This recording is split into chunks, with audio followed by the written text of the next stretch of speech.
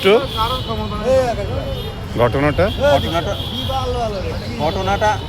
তো শোনা যাচ্ছে যে আমাদের যে সাগরতার লাইনম্যান মনির, এই মনিরকে থানায় ধরে নিয়ে গেছে। এটা আমরা লোকমুখে শুনতে পাচ্ছি যে চাঁদাবাজির অপরাধে ধরে নিয়ে গেছে, কিন্তু আসলে আমরা যে 20 টাকা করে দেই, এই টাকাটা সম্পূর্ণ আমরা ব্যক্তিগতভাবে খুশি হয়ে দেই, কারণ 2টা লোক আছে ওখানে, পারিশ্রমিক তাদের জনের দাম একটা আছে, সেই হিসাবে আমরা তাদের খুশি হয়ে টাকাটা দিই।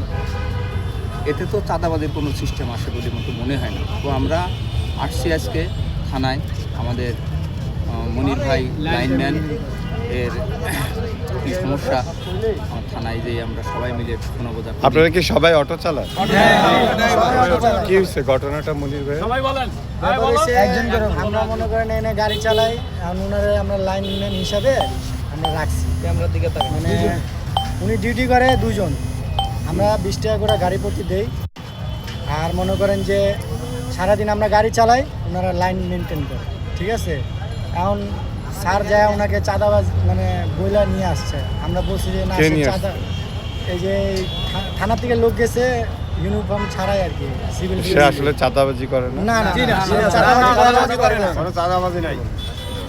কোন স্যার যে আমরা খুশি হই ম্যান্ডেট করে আমরা তাকে 2 জন রাখছি, 2 জন রাখার পরে তাকে 10 টাকা করে আমরা খুশি মনে দেই আর সবাই, এই আর কি দেন?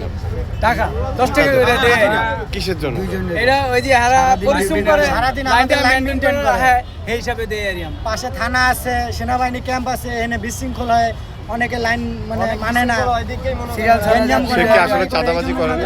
চাঁদাবাজি না স্যার, সিরিয়াল ছাড়া যাত না, এখানে কোনো চাঁদাবাজি নেই। এখানে সব অটো ড্রাইভার, এখানে যত আছে সব অটো ড্রাইভার, আমি সব অটো ড্রাইভার, সব